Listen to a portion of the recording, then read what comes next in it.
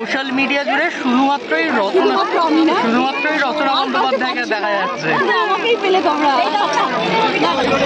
আগে হাসিটা ছিল দারুণ, হাসিটা ছিল লোকে বলে পাগল।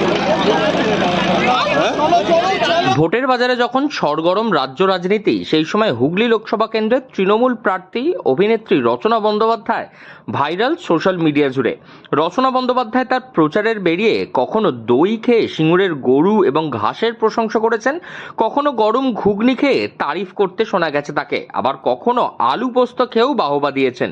সেসব নিয়ে মিম হতেও বেশি সময় লাগেনি। সেই মিম নিয়েই তিনি বলছেন, তিনি যা বলেন তাই মিম হয়ে যায়। তাকে নিয়ে আর নতুন করে মিম যারা করছেন তাদের সকলকেই তিনি সমর্থন করছেন। মঙ্গলবার ভোটের প্রচার করতে রচনা বন্দ্যোপাধ্যায় আসেন সপ্তগ্রাম বিধানসভা এলাকায়। মগরার খেজুরিয়ায় প্রচারের ফাঁকে সাংবাদিকদের মুখোমুখি হয়ে রচনা বন্দ্যোপাধ্যায় বলেন, আগে তার হাসিটা দারুণ ছিল, এখন হাসিটা শুনে সোশ্যাল মিডিয়ায় লোকজন পাগল বলছে।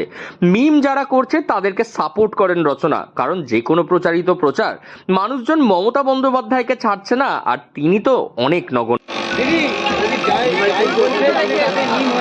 হ্যাঁ, আজকে কি করবি তুই ভাবছি, কোনটা নিয়ে বলা যায় আজকে? আমাকে এখন ভাবতে হবে কোনটা নিয়ে। প্রবলেম না, ঠিক আছে।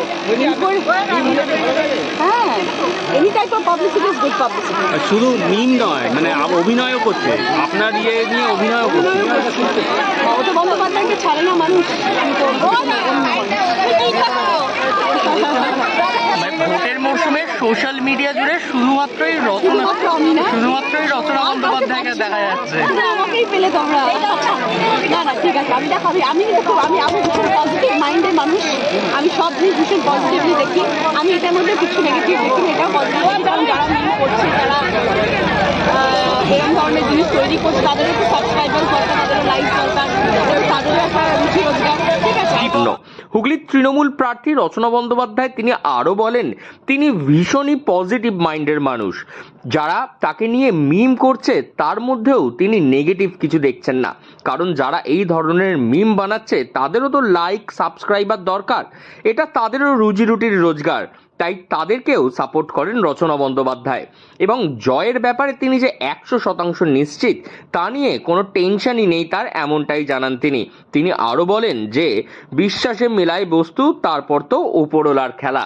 এবং এই ভোট প্রচারে বেরিয়ে রচনা বন্দ্যোপাধ্যায়ের অভিনব বিভিন্ন রকম ক্রিয়াকলাপ যা মুহূর্তের মধ্যেই ভাইরাল হচ্ছে সোশ্যাল মিডিয়া জুড়ে, তাতে পজিটিভ মাইন্ডই ধরে রাখছেন রচনা বন্দ্যোপাধ্যায়। হুগলি থেকে রাহি হালদার, লোকাল 18 বাংলা।